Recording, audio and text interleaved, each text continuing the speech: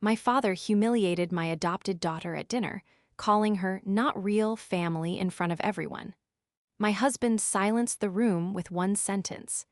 They didn't know I held the deed to their house, so I evicted them and exposed their theft of her trust fund. This is where the story truly begins, and you won't want to miss what happens. Make sure you're subscribed to see it through to the end. We're always curious. Where in the world are you all watching from today? Let us know in the comments. The sound of a fork scraping against fine china can sound remarkably like a scream when the rest of the room is holding its breath.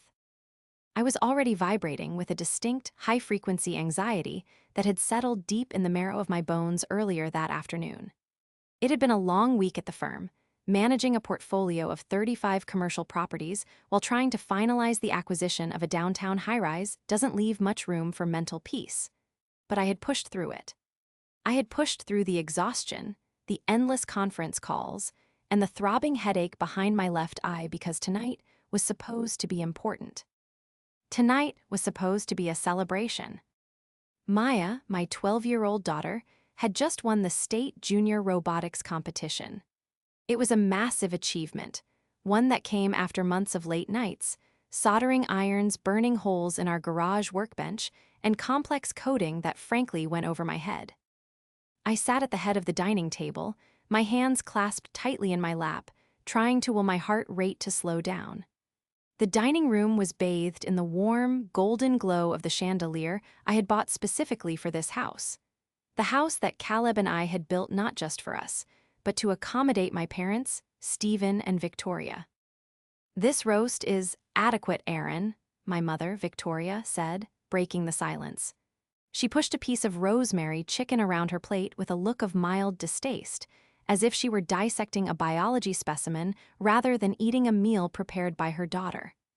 "Though you really must be careful with the salt.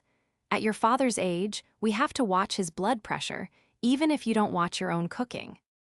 I forced a smile, the muscles in my cheeks twitching slightly. "I used the low-sodium broth, Mom, just like you asked."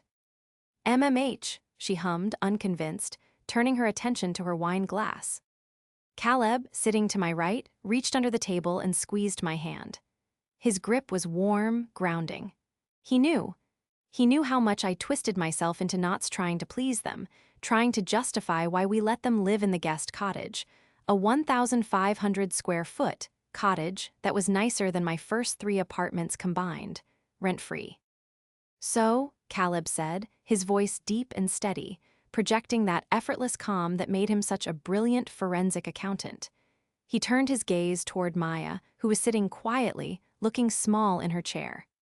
"Maya, why don't you tell Grandpa Stephen and Grandma Victoria about the judges? I heard one of them was from MIT. Maya looked up, her eyes bright and eager. She adjusted her glasses, a nervous habit she'd picked up from me. "Yeah, Dr. Eris Thorne. He said the navigational algorithm I wrote was university level. He actually gave me his card and said when I'm in high school, I should apply for the summer program." She beamed. It was the kind of pure, unadulterated pride that every parent lives to see. I looked at my father, Stephen. He was busy pouring himself a second, or was it third, glass of the vintage Cabernet I had saved for a special occasion. He didn't look at Maya. He didn't smile. He just swirled the wine, watching the red liquid coat the glass legs. "That's nice," Stephen muttered, his voice flat. He took a sip. "Although, robotics, it's a bit industrial, isn't it? Not exactly the arts." "It's engineering, Dad," I said, trying to keep my tone light. "It's incredibly impressive." "I'm sure," Stephen said, waving a hand dismissively. "But let's not get ahead of ourselves with summer programs and universities. We all know how these quotas work nowadays." The air left the room. Maya's smile faltered. "It wasn't a quota, Grandpa. I won. I had the highest score." Stephen chuckled, a dry, rasping sound that lacked any humor. He leaned toward Victoria, lowering his voice to a conspiratorial whisper, but he didn't lower it enough. He never did. He wanted to be heard. He wanted the sting to land. "She's fierce about it, isn't she?" he muttered to Victoria, gesturing vaguely at Maya with his wine glass. But then again, you can't really expect the same. Intellectual pedigree. She's not a real grandchild after all. Nature versus nurture and all that. Time stopped. I felt the blood drain from my face so fast I thought I might faint. The hum of the refrigerator in the kitchen, the ticking of the grandfather clock in the hall, the wind outside, it all vanished. The only thing existing in the universe was the echo of those words. Not a real grandchild. Maya froze. Her hand, which had been reaching for her water glass, stopped in midair. She slowly lowered her hand. She lowered her head. She lowered her plate. She shrank into herself, the light in her eyes extinguished instantly, replaced by a hollow, crushing shame that no 12-year-old should ever have to feel. I opened my mouth to scream, to flip the table, to order them out of my house, but shock paralyzed my throat. I was frozen in that terrible space between disbelief and rage. But Caleb wasn't frozen. My husband, the man who was usually the definition of restraint, the man who spent his days calmly tracing hidden assets through shell companies and complex frauds, did something I had never seen him do. He didn't yell, he didn't stand up. He took a slow, deliberate sip of his drink. He set the glass down. Then, he picked up his butter knife and tapped it against the crystal rim of his water goblet. Ding, ding, ding. The sound cut through the tension, like a razor blade. Stephen looked up annoyed. "What is it, Caleb? We're eating." Caleb stared at Stephen. His eyes, usually warm and crinkled with laughter lines, were dead. They were flat, cold, and terrifyingly empty. "I'm glad you brought up pedigree, Stephen," Caleb said. His voice was barely above a whisper, but it carried to every corner of the room. "Because it reminded me of something. You see, I was looking at the trust fund ledgers this morning, the ones for the grandchildren, and I found something very interesting about where the money has been going." The room went dead silent. Stephen's fork clattered onto his plate. Victoria froze, her wine glass halfway to her mouth. Caleb smiled, but it wasn't a smile. It was a baring of teeth. "You have 5 minutes to finish that chicken," Caleb said softly, "because after that, you're going to want to pack a bag." The betrayal of his words to Maya was a knife to the heart, but the fear I saw flash in my father's eyes told me something else entirely. The war had just begun, and they had absolutely no idea who they were fighting. The silence that followed Caleb's declaration was thick, heavy, and suffocating. It felt like the pressure drop before a tornado touches down. For a few seconds, nobody moved. The scene looked like a grotesque oil painting of a family dinner gone wrong. Stephen stared at Caleb, his mouth slightly ajar, a piece of half-chewed chicken visible on his tongue. Victoria blinked rapidly, her gaze darting between her husband and mine, her face twisting into a mask of confused indignation. And Maya, my sweet, brilliant Maya, she pushed her chair back. The scraping sound of the wooden legs against the hardwood floor was agonizingly loud. "I'm not hungry anymore," she whispered. Her voice cracked. She didn't look at anyone. She just stood up, clutching her napkin in a fist, and turned to walk away. "Maya, honey, wait," I stammered, my paralysis finally breaking.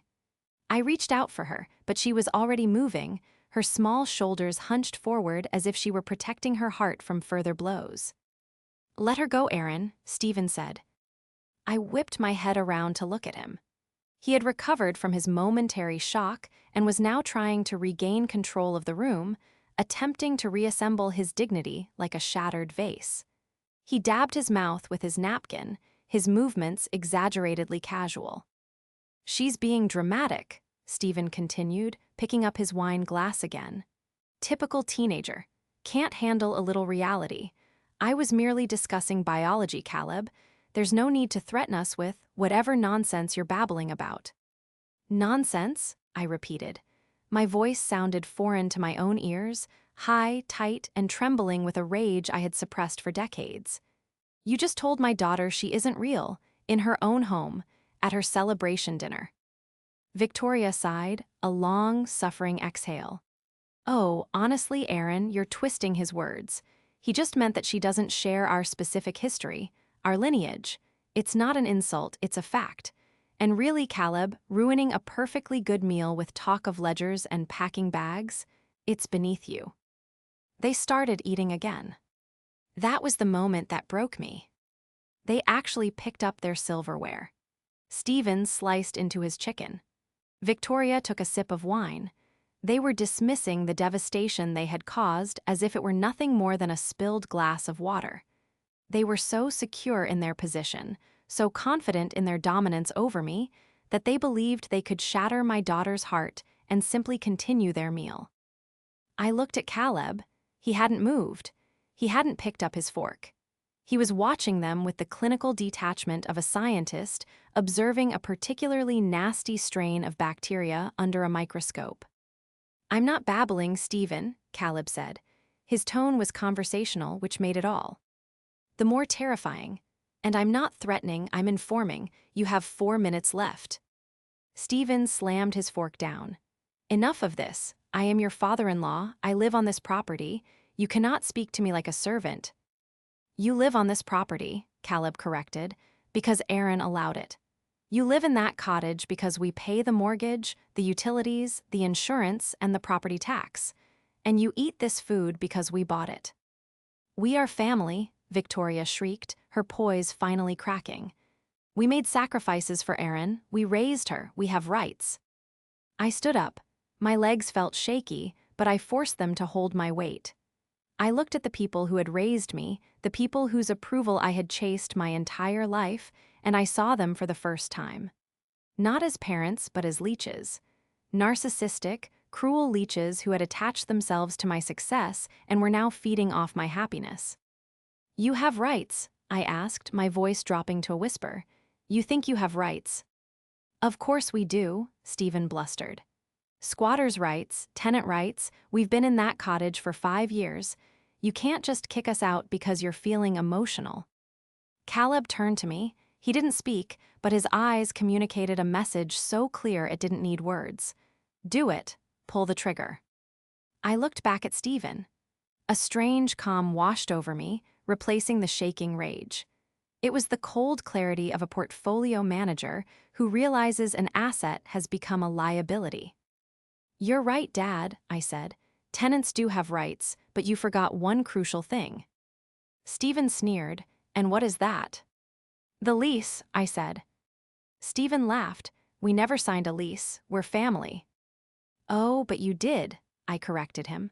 5 years ago, when you moved in, you insisted on it, remember? You said you wanted everything official for tax purposes so you could claim a home office deduction for your consulting business. Stephen's face paled slightly. He remembered. "And in that lease," I continued, my voice gaining strength, "there is a clause 14b, a morality and conduct clause, specifically regarding harassment and creating a hostile living environment for other residents of the estate." "Residents," Caleb added, checking his watch, "which includes Maya." That's legal jargon," Stephen sputtered, wiping sweat from his forehead. "It wouldn't hold up in court. It takes months to evict someone." Caleb stood up then. He towered over the table. "Normally, yes," Caleb said. "But then there's the matter of the grand larceny and the fraud, which usually speeds things up when the police are involved." Victoria dropped her glass.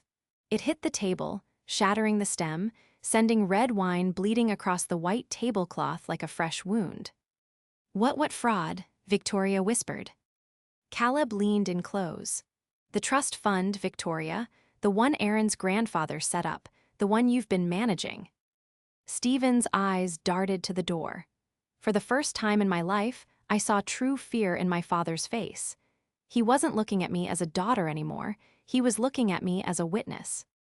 But they had forgotten one crucial thing, I thought to myself, watching their composure disintegrate. I handle billion-dollar contracts for a living. I document everything. To understand why this moment was so cataclysmic, you have to understand the guest cottage. It wasn't just a building. It was a monument to my desperation for their love. 5 years ago, Stephen and Victoria had come to us with a sob story. Stephen, a former academic administrator who insisted on being called professor despite not having taught a class in 15 years, had made some unfortunate investments.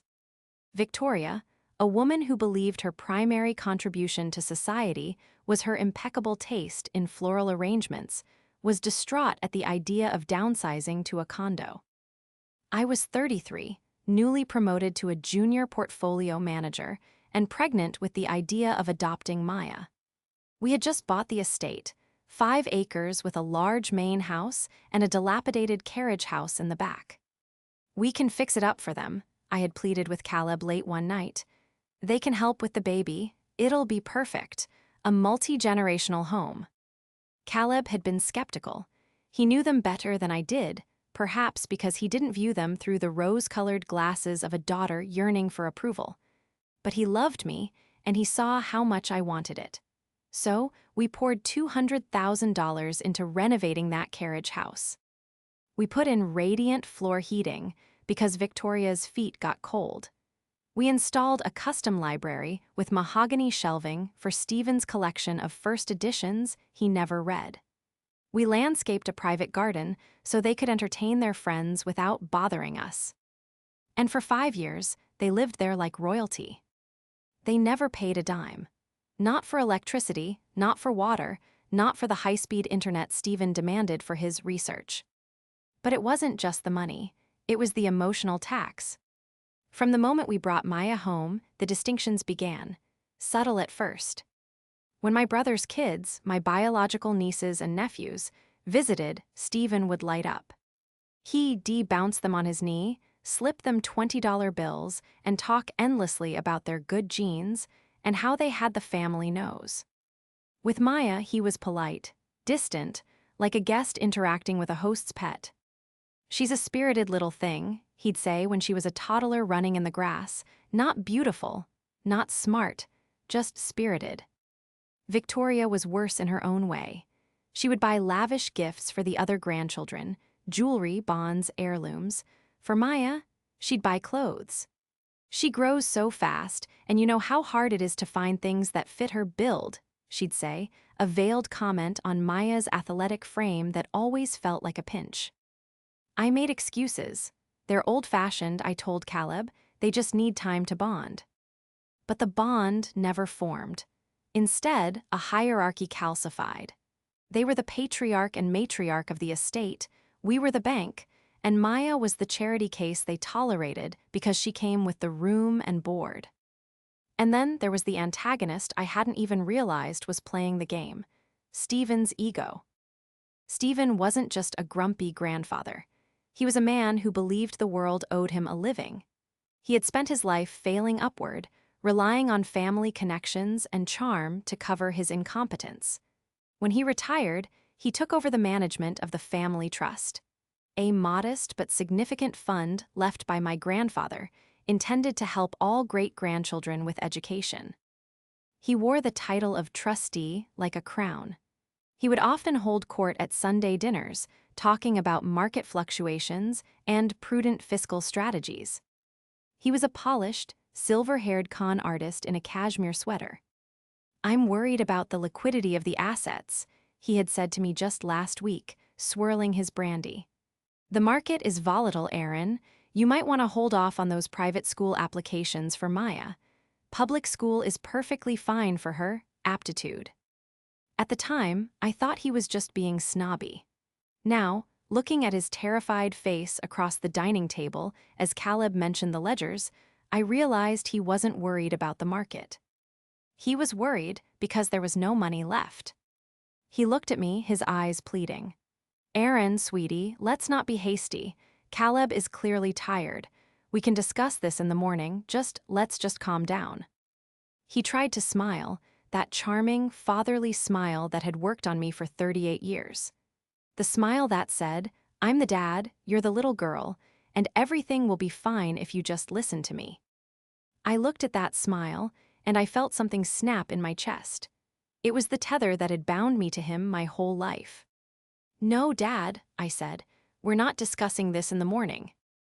I reached into my pocket and pulled out my phone. "I'm calling the police," I said. And while they're on their way, Caleb is going to explain exactly how much prison time you're looking at. The dinner party didn't end, it dissolved. After I threatened to call the police, Stephen didn't fall to his knees and confess. He didn't beg for forgiveness. Instead, he did what he always did when cornered. He attacked my character while retreating to safety. "You are hysterical, Aaron," he spat, standing up and smoothing his cashmere sweater as if he were the one who had been insulted. "Calling the authorities on your own father? Over a misunderstanding? You're drunk. We'll discuss this when you're rational." He grabbed Victoria's arm. She was still staring blankly at the wine stains spreading on the tablecloth, and marched her out the back door toward the guest cottage. The heavy oak door slammed shut behind them, the sound echoing through the kitchen like a gunshot. For a long moment, the only sound in the house was the hum of the refrigerator and my own jagged breathing. "Imam." The small voice came from the hallway. Maya was standing there, hugging her elbows. She had taken off her glasses, and without them, she looked so incredibly young. Her eyes were red-rimmed and puffy. Did Grandpa really mean that?" she asked. "That I'm not real." My heart shattered into 1,000 jagged pieces. I rushed over and fell to my knees in front of her, pulling her into a fierce embrace. I buried my face in her hair, smelling her strawberry shampoo, wishing I could physically absorb the poison those words had injected into her soul. "No," I choked out, pulling back to look her in the eyes. "You are real, you are my daughter, you are a thorn, you are everything to us. Grandpa is sick, honey. He's sick in his heart, and he said bad things because he's a bad person right now. But none of it is true. Do you hear me? None of it." Caleb was suddenly there, his large hand resting on Maya's shoulder. "Maya, go upstairs and pack your overnight bag. We're going to stay at Aunt Sarah's tonight." "But this is our house," Maya whispered. "I know," Caleb said gently. "But Mom and I have some work to do, loud work, and I don't want you to have to hear it." Once Maya was safely in the car with my sister Sarah, who had arrived 20 minutes later, furious and ready to storm the cottage herself until I stopped her, Caleb, and I retreated to his home office. This was the turning point. The moment the sadness evaporated and the cold, hard resolve of a professional set in. I walked into the office not as a daughter, but as a portfolio manager dealing with a hostile takeover. "Show me," I said, sitting in the leather chair across from Caleb's desk. Caleb booted up his triple monitor setup. The blue light washed over his face, emphasizing the sharp lines of his jaw. He didn't say a word, he just clicked a file named SD Audit Final, PDF. "I started digging 3 months ago," Caleb said, his voice void of emotion. "When Stephen bought that new Lexus, I knew his pension was fixed. I knew we weren't giving him cash, so I audited the family trust." He spun the monitor around. It was a spreadsheet, but to me, it was a crime scene. "The trust was established in 1998, Caleb narrated, pointing to the rows of data. "Intended principal, $450,000. Growth strategy was conservative. It should be sitting at around $800,000 today." "And where is it?" I asked, though I already felt the nausea rising. "The current balance is $12.43, Caleb said. I stared at the number, $12.43. "How?" I whispered. "He didn't just steal it, Aaron, he laundered it." Caleb clicked to the next tab. "He set up a shell company called Thorn Academic Consulting. He's been invoicing the trust for educational advisory fees for 5 years. $5,000 here, $10,000 there. He drained it slowly so the automated alerts wouldn't trigger." I leaned in, scanning the dates. The withdrawals spiked drastically 5 years ago. "The renovation," I realized, "the guest cottage." Caleb nodded grimly. "We paid for the materials, but he invoiced the trust for oversight. He paid himself to watch us build his house, but that's not the trap." "What is?" Caleb opened a physical file folder on his desk. Inside was the lease agreement Stephen had signed 5 years ago, the one he claimed was just a formality. Clause 14b is good, Caleb said. But look at Clause 21, the illegal acts provision. Any engagement in criminal activity on the premises, including but not limited to fraud, theft, or money laundering, renders this lease void immediately. The landlord reserves the right to immediate possession without the standard 30-day notice period. I looked at the signature at the bottom, Stephen Thorne. He had signed his own eviction warrant 5 years ago, thinking he was too smart to ever get caught. I don't just want them out, Caleb, I said, my voice steady. I want to destroy the pedestal he stands on. I want everyone to know. Caleb cracked his knuckles. Then let's call the lawyer. We have a busy night ahead of us. The sun came up, but the darkness over our property didn't lift. At 8:00 a.m., the kitchen was silent. I stood by the coffee machine, watching the guest cottage through the window. The curtains were drawn. It looked peaceful, innocent even. But I knew inside a narrative was being spun. My phone buzzed. It was my Aunt Carol, then my cousin Mike, then my brother's wife. Ping, ping, ping. Aaron, your dad just called me in tears. What is going on? He says you're kicking them out because Maya got upset at dinner. Isn't that a bit extreme? They're elderly, Aaron. You can't just throw them on the street. He was working the phones. He was spinning the story. He was painting me as the hysterical, ungrateful daughter and himself as the victim of a misunderstanding. He hadn't told them about the money. Of course he hadn't. I didn't answer any of them. I just watched the cottage. At 9:00 a.m., the front door of the cottage opened. Stephen walked out. He wasn't wearing his usual suit. He was wearing a cardigan and slacks, walking with a slight limp I had never seen before. He was setting the stage. He walked up the path to the main house and let himself in. We hadn't changed the locks yet. He walked into the kitchen, saw me, and immediately put on a face of weary disappointment. Aaron, he sighed, reaching for a mug. Are we done with this charade? Your mother has been crying all night. I hope you're happy. He went to pour coffee from my pot. Put it down, I said. He froze. He turned to look at me, a smirk playing on his lips. Excuse me. Put the mug down. That is my coffee in my house, and you are a trespasser. Stephen laughed, shaking his head. Oh, stop it. I called Carol this morning. She agrees with me. You're overreacting. Look, I'm sorry if Maya is sensitive. A la Pillow. Guys to her if that's what you want. I'll buy her a calculator or whatever she wants. But this nonsense about the police and the lease, it stops now. He took a sip of the coffee, defying me. It wasn't just the money, Dad, I said, leaning against the counter, crossing my arms. I needed him to admit it. I needed to hear it. Money is fluid, Aaron, he waved a hand.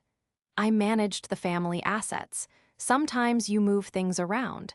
It's high finance, you wouldn't understand the intricacies. You spent it on online gambling and a lease on a boat in Florida that you never use, I said. The color drained from his face instantly. The mug trembled in his hand. How, he started, then stopped. Caleb, I said, forensic accountant, remember, he didn't just look at the trust, Dad. He looked at your personal accounts. You linked them. Stupid. Stephen set the mug down hard, coffee sloshing onto the granite. The facade of the weary grandfather vanished. The predator emerged. You listen to me, he hissed, taking a step toward me. You are my daughter. Everything you have, this house, your career, your life, is because I raised you. I made you. You owe me. That money was mine by right. My father made it, and I deserved it. It was for the grandchildren, I said quietly. The real grandchildren, he shouted, his face turning purple. Not the charity cases. Why should my inheritance go to pay for some stranger's kid just because you couldn't concede to biology? There it was, the naked, ugly truth. Get out, I said. I'm not going anywhere, Stephen sneered. I've lived here for 5 years. I have rights. You try to evict me, and I'll drag this out in court for 2 years. I'll tell everyone you're abusing us. I'll ruin your reputation in this town. You won't have the chance, a voice said from the doorway. It wasn't Caleb. It was a uniformed sheriff's deputy, and behind him, 2 more officers. Caleb stepped out from behind them, holding a stack of papers. "Mr. Thorne," the deputy said, stepping into the kitchen. "I'm afraid we have a warrant for your arrest regarding the embezzlement of the Thorne Family Trust, and we have an immediate eviction order signed by a judge this morning, citing criminal conduct on the premises." Stephen looked at the police, then at me. He looked for a way out, but the kitchen island blocked him on one side and the law blocked him on the other. "Victoria," he screamed, his voice cracking. "Victoria, get the lawyer." "Victoria is currently speaking with Officer Daniels in the cottage," Caleb said calmly. "And I don't think she's calling a lawyer for you, Stephen. I think she's finding out that you spent her retirement fund, too." The next hour was a blur of chaotic justice. Stephen didn't go quietly. As the officers handcuffed him, he transitioned from threats to begging. He looked at me, tears streaming down his face, tears of fear, not remorse. "Aaron, please, I'm your father. You can't let them take me. It's a misunderstanding. I can pay it back." "With what?" I asked coldly, watching them lead him out the front door. "The $12 you have left." I stood on the porch, my arms wrapped around myself, watching the squad car lights flash against the pristine siding of the guest cottage. The neighbors were watching. I saw curtains twitching across the street. Let them watch. I was done hiding the rot. Caleb came out of the cottage, looking grim.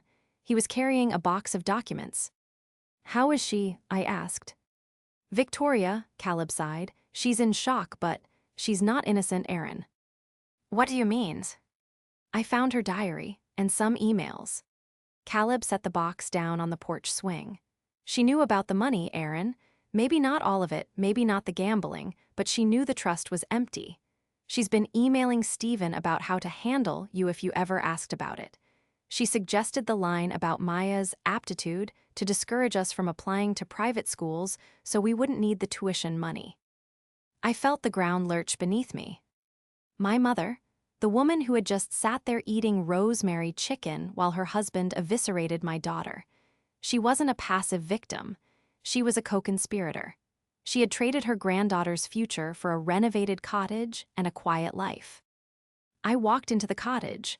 The air inside felt stale, suffocating. Victoria was sitting on the floral sofa we had bought her, a female officer standing nearby. Victoria looked up at me, her makeup streaked. "Aaron," she whimpered. He tricked me, I didn't know." "Stop," I said. The word was a heavy stone. "Caleb found the emails, Mom. Make her feel guilty about her spending. Tell her public school is better. That was you." Victoria's mouth opened and closed. The mask of the doting, helpless grandmother slipped, revealing the cold calculation underneath. "We needed to live, Aaron," she snapped, her voice gaining a sharp, defensive edge. "We are your parents. We deserve a certain standard of living. You have so much. Look at this estate. You have millions in assets.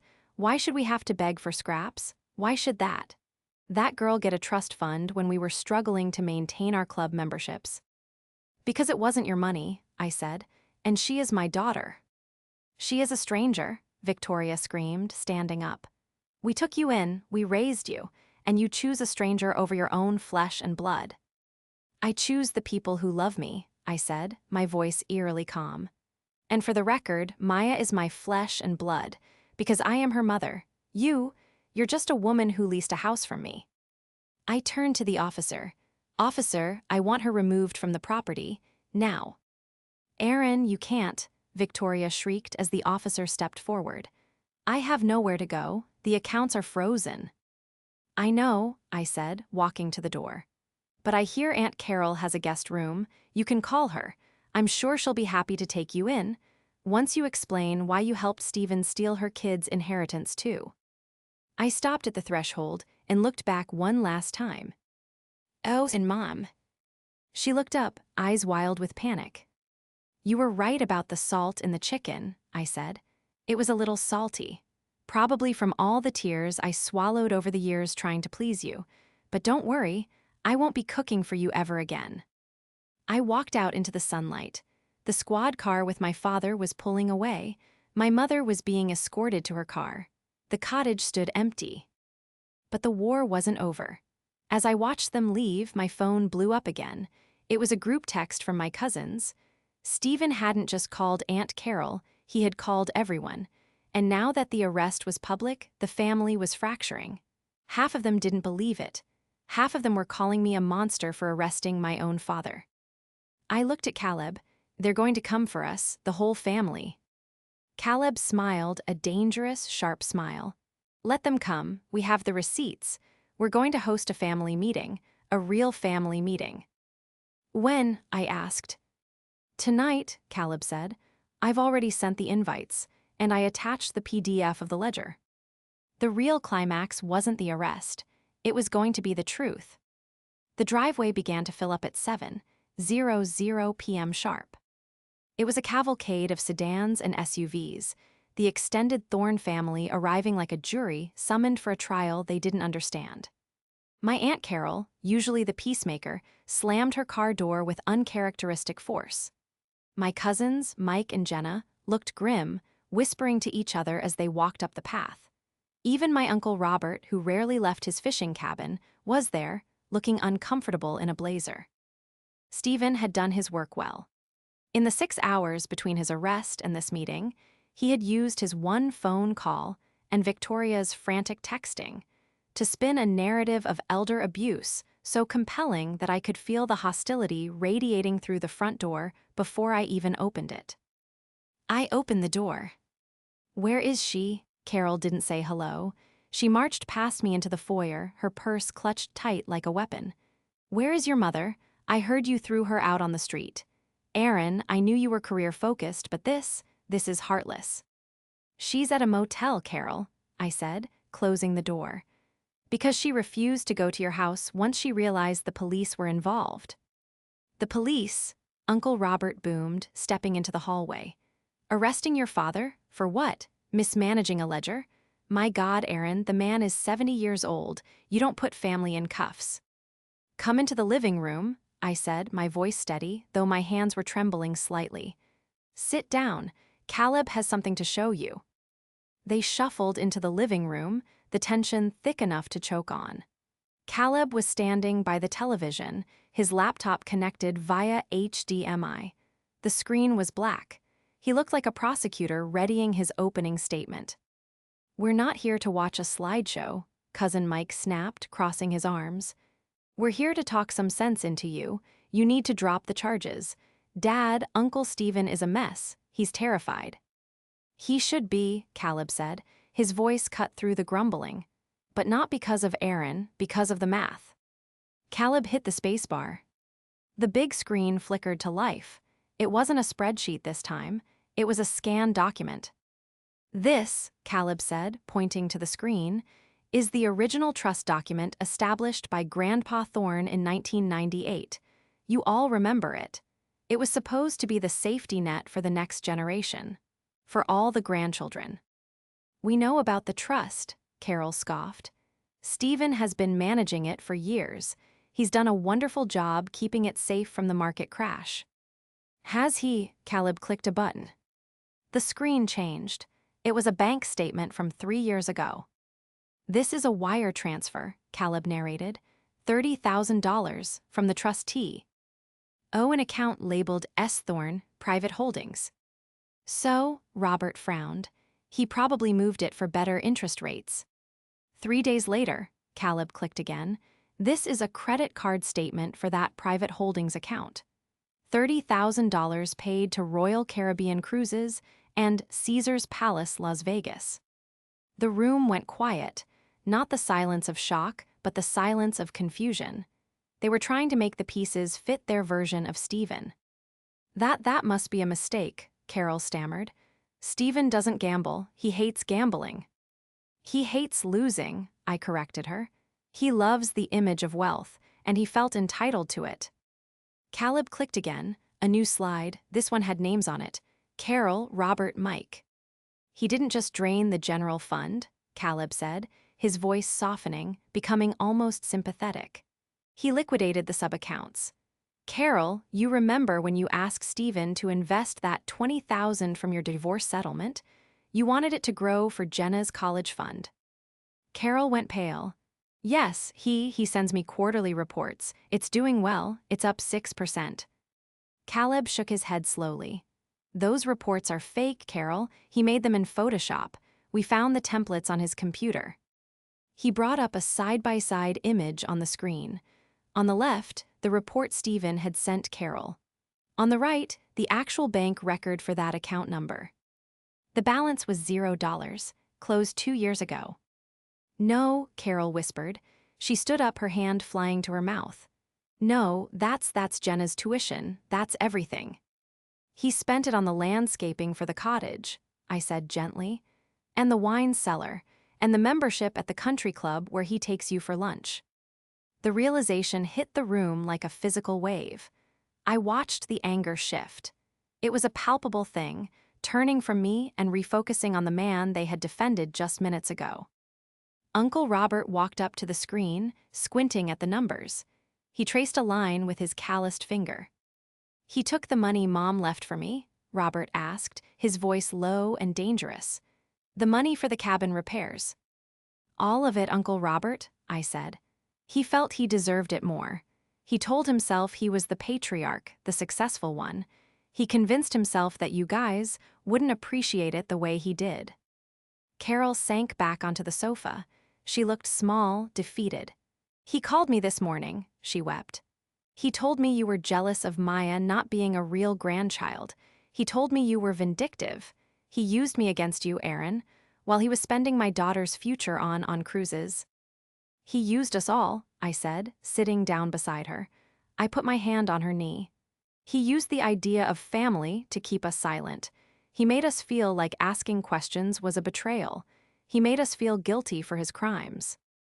Cousin Mike, who had been the loudest defender, stood up abruptly. He pulled out his phone. Who are you calling? Caleb asked. The district attorney, Mike said, his jaw set in a hard line. I'm adding my name to the complaint. And Carol S. and Roberts, he's not getting away with this. Not a single cent. The family meeting didn't end with a hug. It ended with a war council. But this time, we were all on the same side. The fog of manipulation had lifted, burned away by the harsh light of the truth. Stephen had wanted to be the center of the family, the one everyone looked up to. And now he was. He was the center of our collective, righteous fury. 6 months later, the gavel came down. The sound was final, decisive, and echoing in the high-ceilinged courtroom. Stephen Thorne, the judge said, looking down over his spectacles with disdain. For 3 counts of wire fraud, 2 counts of embezzlement, and elder financial abuse, I sentence you to 7 years in federal prison. Restitution is set at $850,000. Stephen didn't look at us. He was a shell of the man he had been at that dinner table.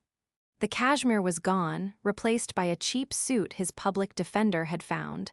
His hair was white and thinning, no longer dyed and coiffed. He looked small. Victoria sat in the back row, weeping into a handkerchief.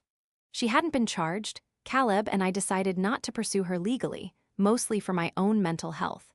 But her sentence was perhaps worse. She was living in a small, 1-bedroom apartment paid for by the state, ostracized by the country club set she so desperately courted, and ignored by the family she had betrayed. She had chosen her side, and now she had to live in the reality of it. I squeezed Caleb's hand as the bailiff led my father away. I felt lighter. There was no joy in sending my father to prison, but there was a profound sense of safety. The gaslighting was over. The leech had been removed. We walked out of the courthouse into the bright autumn sun. Maya was waiting for us on a bench near the fountain, reading a book on advanced coding. When she saw us, she jumped up. She looked taller, stronger. The hunched shoulders were gone. Is it over? She asked. It's over, I said, pulling her into a hug. Did he say anything? She asked, looking up at me. No, I said, and it doesn't matter if he did, because we know the truth. We drove home, the silence in the car comfortable and easy. When we pulled into the driveway, the estate looked different. The shadows that had seemed to cling to the property were gone. We walked around to the back. The guest cottage stood there, fully renovated, but it wasn't a shrine to Stephen and Victoria anymore. We had gutted it. The mahogany library was gone, replaced by sleek industrial shelving. The heavy drapes were gone, replaced by wide, light-grabbing blinds. We walked inside. The smell of old potpourri and stagnant secrets was gone, replaced by the scent of ozone and sawdust. "Welcome to the lab," Caleb said, gesturing to the open space. It was a robotics workshop. 3D printers lined one wall. A massive workbench sat in the center, covered in soldering equipment, wires, and circuit boards. And on the wall, in big, bold letters, we had framed Maya's certificate from the state championship. Maya walked into the center of the room, her eyes wide. She ran her hand over the workbench. "This is for me," she whispered. "For you," I said, "and for your team.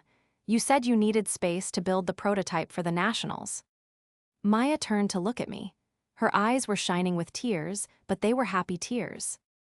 "Grandpa said I wasn't a real grandchild," she said, her voice trembling slightly. "He said I didn't belong here." I knelt down so I was eye level with her. I took her hands in mine. "Listen to me, Maya. Biology is just chemistry. Family is physics. It's about who holds you together when the world tries to pull you apart. It's about the gravity that keeps us in each other's orbit. You are the most real thing in this world to us. You are my daughter. And this," I gestured to the workshop, to the house, to the life we had reclaimed, "this is your legacy. No one can ever take that away from you." Maya smiled, and it was a smile that reached her eyes, bright and unburdened. She hugged me, burying her face in my shoulder. "Thanks, Mom," she whispered. "You're welcome, baby."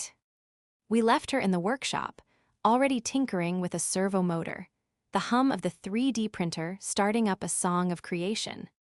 Caleb and I stood on the porch of the main house, looking out over the garden. The sun was setting, casting long, golden shadows across the lawn. "We did it," Caleb said quietly, wrapping his arm around my waist. "We balanced the ledger." "Yeah," I said, resting my head on his shoulder. "We did. The liabilities are gone. Now we just focus on the assets." I looked at the workshop, where the lights were glowing warm and bright, casting a silhouette of a girl building her future. "And business," I said, smiling, "is booming.